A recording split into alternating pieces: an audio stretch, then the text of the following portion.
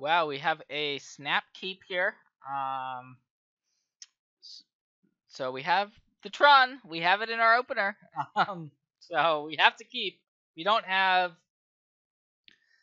What we're missing is like a Karn. But we got some draw steps to try to find it.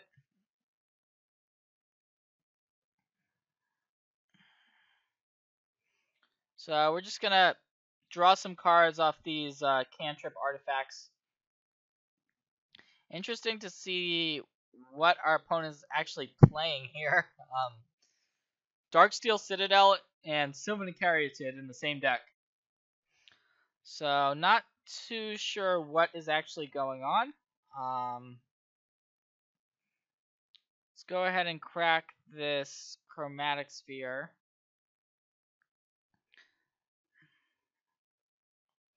And I think we want to just try to cycle through.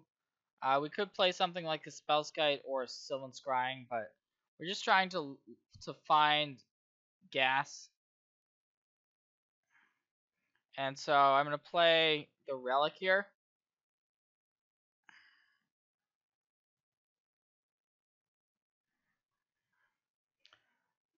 So, yep, just going to continue on here with Relic. And we're going to leave the Chromatic Star to be able to make a green next turn.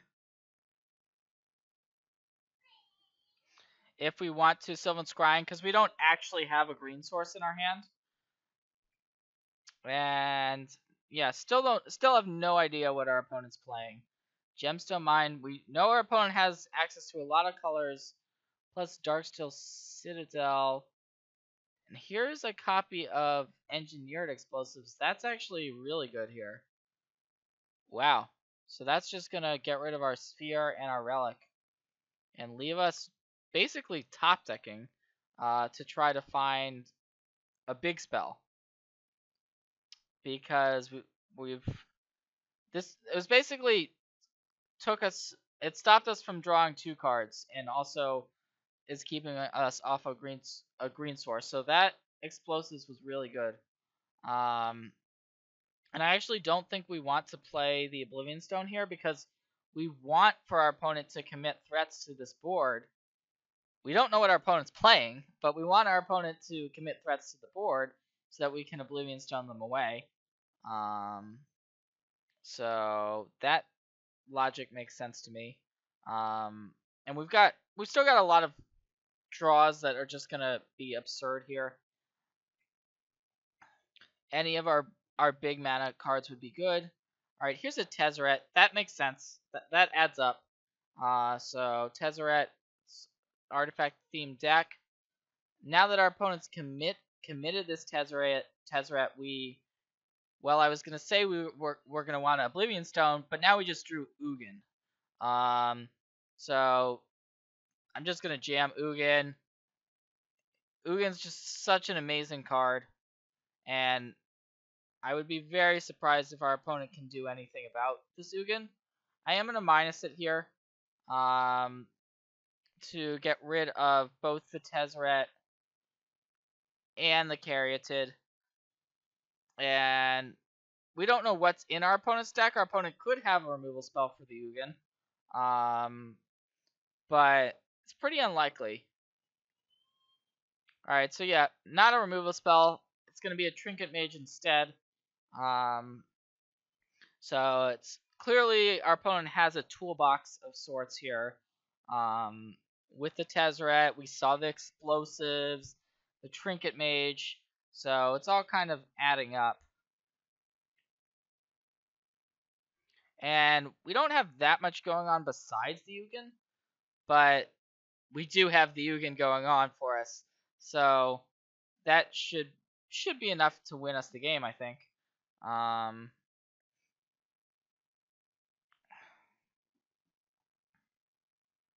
So I'm going to play the Spellskite out.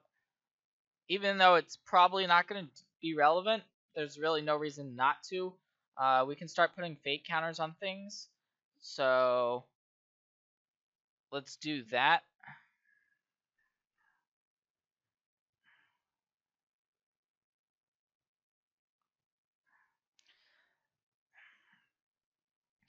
So our opponent does have 4 cards in hand, and we don't know what they could be. Trying to rack my mind right now for any sorts of artifacts that would be really bad news here. So Wormcoil Engine could be a card our opponent might have. I'm going to play out this Expedition map here. And I think we want to get a green source with it. So I'm actually thinking about Horizon Canopy. We could get Ghost Quarter, one of our opponent's lands. Nah. So yeah, gonna get this Horizon Canopy here.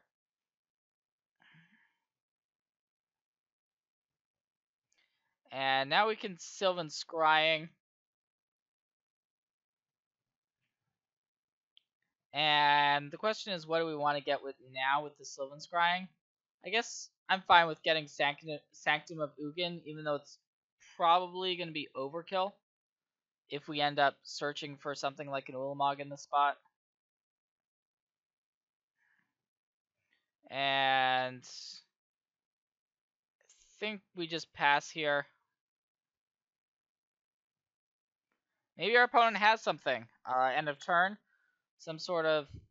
Alright, it looks like our opponent does have something. We'll see what it is here. Okay, there it is. That is a Gibson given. So, alright. We'll see what our opponent can cobble together here with this Gibson given. Maybe it's an Arboreal Rights package. Trying to think about what sorts of combos our opponent's going to be able to put together with this card. But it's definitely scary. I will say that. Gifts and Given, there used to be all sorts of wacky Gifts and Given decks around. And the card has kind of died off a little bit. But the decks are definitely cool. Like, we can see that our opponent's got a bunch of singletons in their deck, plus Tezzerator, plus Gifts. So it's a fun deck to play, that's for sure. Alright, so we see what our opponent searched for. It looks like our opponent really wants lands, apparently, because our opponent has gone for Darksteel Citadel, Noxious Revival, Academy Ruins, and Inventor's Fair. Well, I think we want to put the Inventor's Fair into the graveyard, and then probably the Noxious Revival because it can get anything back. Although I could see an argument for putting the Academy Ruins in the graveyard too. But sure, I'm going to put the Revival in the graveyard.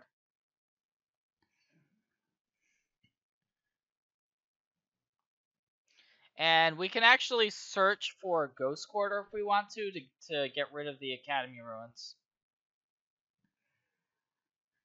And our opponent getting back Engineered Explosives, it's not that threatening. So I'm fine with taking this line. And it looks like our opponent doesn't have an answer. As we initially expected, our opponent's going to concede the game. So that was a weird situation. Gifts and given and then a concession, but certainly take it. So in terms of sideboarding here, we didn't really see many creatures. We saw the Trinket Mages, but Path to Exile seems like a card that definitely could come out. So if we decide to board out the paths, Nature's Claim, we know our opponent's got an artifact theme going on. We don't know that many of the cards we actually want to Nature's Claim. That's the thing. We're on the draw, so we're going to want the Gemstone Caverns. And I think Oblivion Stone seems pretty good, just based on what we saw. And I'm going to add one Nature's Claim as a bit of a hedge. Our opponent could be on a Chalice of the Void plan, so I like having the full amount of Oblivion Stones.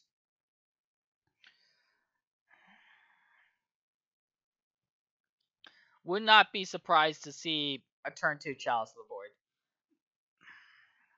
So we actually drew the one copy of Nature's Claim, which we boarded in. So I guess we'll see if it's good or not.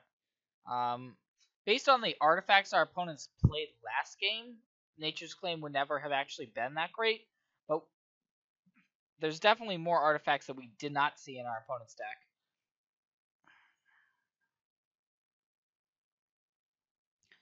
So we have the option of what we want to start on here. I think we want to Ancient Stirrings. We could go for a Tron piece, but I like this a little bit more. And Ugin's the most powerful card. We're gonna be able to set up Tron for turn 4, so I like taking the Ugin. Just go for power over mana in this spot, because we can scry. Even though we saw the mine, we can scrying for the mine, have our Tron set up, and then we'll have Oblivion Stone and Ugin to use how we want to later on.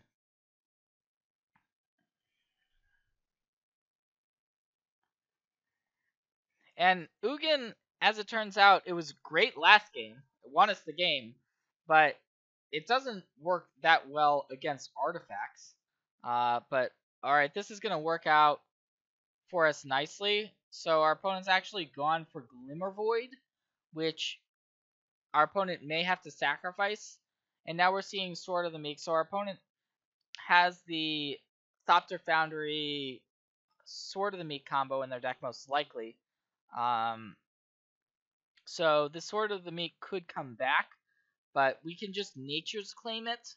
Then the Glimmer Void is going to have to be sacrificed. So that's going to work out really nicely. And that's going to be a better play than probably should have sided out the Spellskite, but yeah, we're just gonna Nature's Claim away the sword. Drew and Urza's Tower for the turn. It's weird. I keep not thinking about the Spellskite in the deck. It's a one main, no sideboard, and it's just a weird card. But I think this is a matchup where clearly it's not a mainstream Modern deck, and so thinking about a card like Spellskite should have definitely sided it out more aggressively. But there's some matchups where it's just great. So if we're playing against a creature-based deck, like an Infect deck or a Death Shadow deck, then we would be super happy to have the Spellskite. Alright, so our opponent does actually have the Thopter Foundry and another Glimmer Void, so can we actually get rid of this Glimmer Void? Not right now, but we're wishing we had boarded in all 3 of those Nature's Claims, that's for sure. So this turn, I think we use to just get the Urza's Mine. Makes the most sense.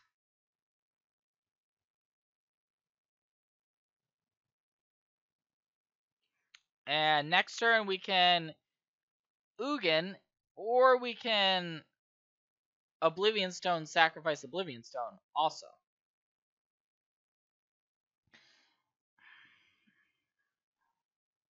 So we'll see what our opponent can do here. There's a Ghost Quarter, so our opponent could Ghost Quarter us.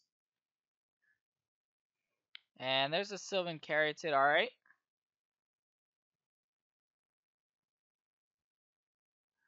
So let's see if our opponent does use the Ghost Quarter or not.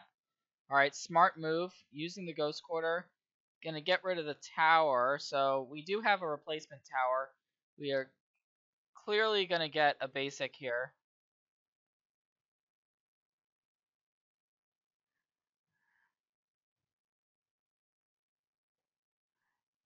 And I'm not even sure we want to use this Ancient Stirrings.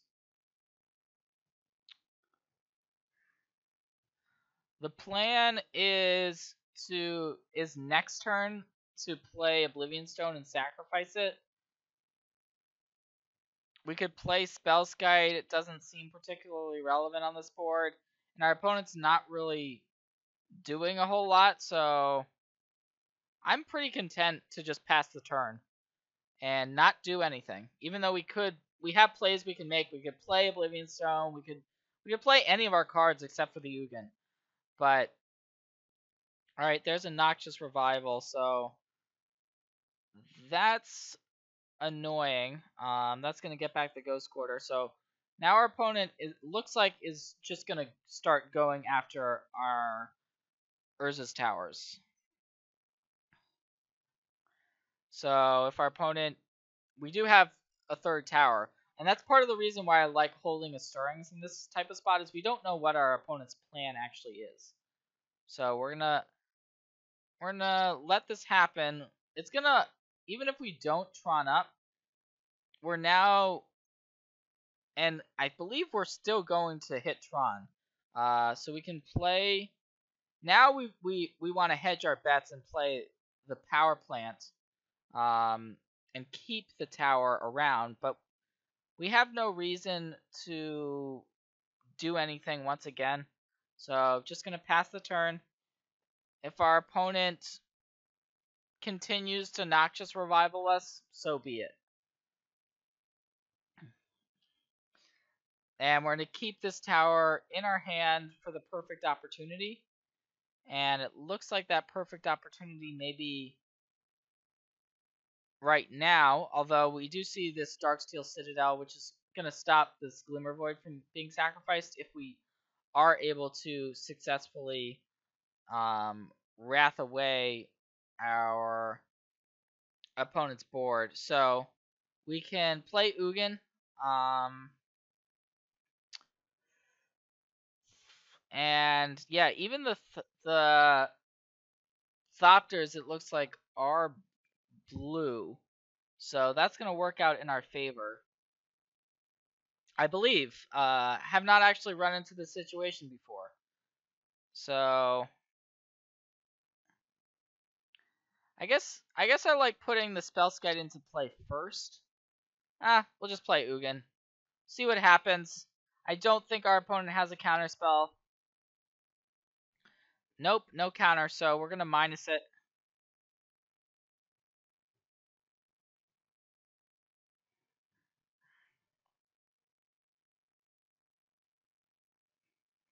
And we'll see what our opponent can do. I'm not really sure our opponent can do anything about this.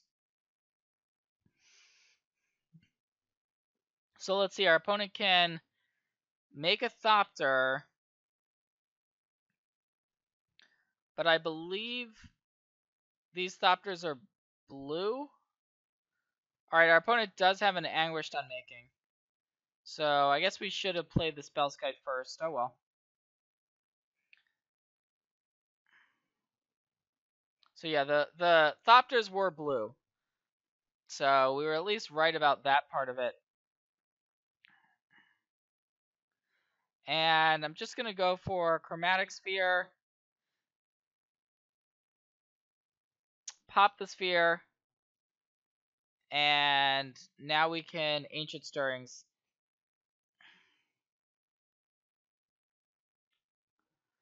Sure, gonna grab this Sanctum of Ugin. Although we can just Sylvan Scrying for it, but yeah, just gonna take the Sanctum. So yeah, that was one of those spots where at the last second I was thinking, alright, our opponent could have a removal spell, which they did. So could have played Spellskite first. Although by playing the Ugin first, it plays around like a Spell Pierce type effect. We don't know what our opponent, what's in this deck. I don't know what's in it. Our opponent's played 4 different colors, so the fact that our opponent had Anguish Making, it didn't surprise me, and it's fine. We're still in good shape, but it's one of those spots where could have played around it by playing the Spellskite. So the reason why I didn't want the Spellskite in play is if we want to just play Oblivion Stone, crack it in the same turn, then there's really no reason to have it in play, and our opponent isn't attacking us on the ground. So the Spellskite, yeah, it hasn't really done anything. So it looks like our opponent's just gonna concede here. Nothing to do with the Sword of the Meek as it turns out. And we've got Karn, Sanctum of Ugin, so pretty much no way for our opponent to get out of this one.